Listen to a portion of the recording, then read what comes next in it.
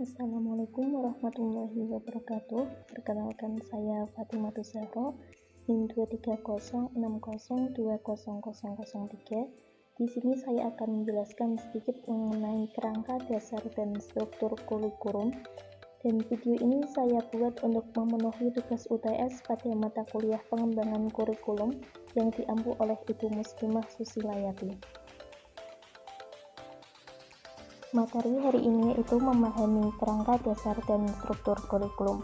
Di sini diharapkan kita bisa mengetahui apa saja yang menjadi dasar panduan kurikulum operasional satuan pendidikan, dan yang kedua kita bisa mengetahui apa saja yang ditentukan oleh pemerintah pusat dan apa saja yang menjadi otonomi dari satuan pendidikan. Yang pertama, langsung saja kita pada bagian ini berisi mengenai tujuan pendidikan nasional yang sudah tercerminkan dalam profil pelajar Pancasila. Kerangka dasar kurikulum ini ditetapkan oleh pemerintah pusat dengan mengacu pada tujuan pendidikan nasional dan SMP. Di sini tujuan pendidikan nasional yang tercermin dari profil pelajar Pancasila diturunkan menjadi standar kompetensi lulusan. Hal ini untuk PAUD dan STTPA, kemudian diturunkan lagi menjadi standar isi, standar proses, standar penilaian, serta standar-standar lainnya. Kemudian dari standar-standar tersebut diturunkan lagi menjadi struktur kurikulum, capaian pembelajaran, dan prinsip pembelajaran dan asesmen. Yang pertama, kita akan menuju pada tujuan pendidikan nasional. Tujuan pendidikan nasional ini menjadi rujukan dalam penyelenggaraan proses pendidikan yang ada di Indonesia. Tujuan pendidikan nasional ini sudah diterjemahkan dalam profil pelajar Pancasila.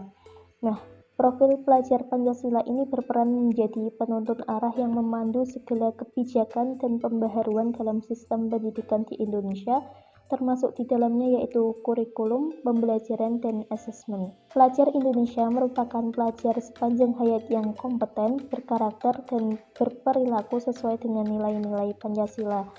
Profil pelajar Pancasila ini memiliki 6 kompetensi yang dirumuskan menjadi dimensi kunci.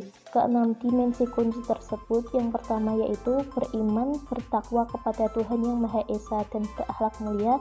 Yang kedua berkebinekaan global, yang ketiga bergotong royong, yang keempat mandiri, yang kelima bernalar kritis, dan yang keenam yaitu kreatif. Dimensi tersebut menunjukkan bahwa profil pelajar Pancasila tidak hanya fokus pada kemampuan kognitif saja, tapi juga pada sikap dan perilaku sesuai dengan jati diri bangsa Indonesia sekaligus sebagai warga dunia. Kemudian dari profil pelajar Pancasila yang merupakan tujuan pendidikan nasional, kita turun menuju standar kompetensi lulusan atau SKL. Dari standar kompetensi lulusan ini diturunkan menjadi standar isi, standar proses, dan standar penilaian. Kemudian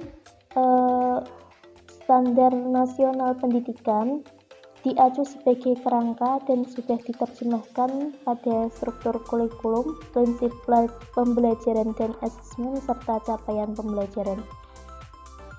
Kemudian dari standar tersebut diturunkan menjadi struktur kurikulum, capaian pembelajaran, serta prinsip pembelajaran dan asesmen. Yang pertama, struktur kurikulum. Struktur kurikulum ini ditetapkan oleh pemerintah sebagai acuan sekolah untuk mengembangkan kurikulum menuju tercapainya profil pelajar Pancasila yang dapat ditambahkan dengan kekhasan sekolah sendiri-sendiri sesuai dengan visi, misi, dan tujuan sekolah. Struktur kurikulum ini berisi kegiatan intrakurikuler termasuk pembelajaran berbasis proyek untuk penguatan profil pelajar Pancasila. Capaian pembelajaran ini merupakan kompetensi yang harus dicapai oleh setiap peserta didik sesuai dengan fase perkembangannya. Kemudian prinsip pembelajaran dan asesmen. Prinsip pembelajaran dan asesmen ini menjadi rujukan dalam menyelenggarakan pembelajaran dan asesmen di sekolah.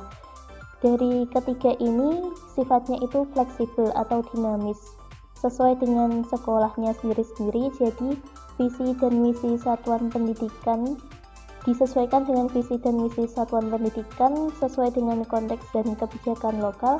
Kemudian kurikulumnya sesuai dengan yang dioperasionalkan di satuan pendidikan dan sesuai dengan perangkat ajar yang dikembangkan sekolah secara mandiri, tentunya dengan tidak menghilangkan tujuan dari pendidikan nasional, yaitu profil pelajar Pancasila.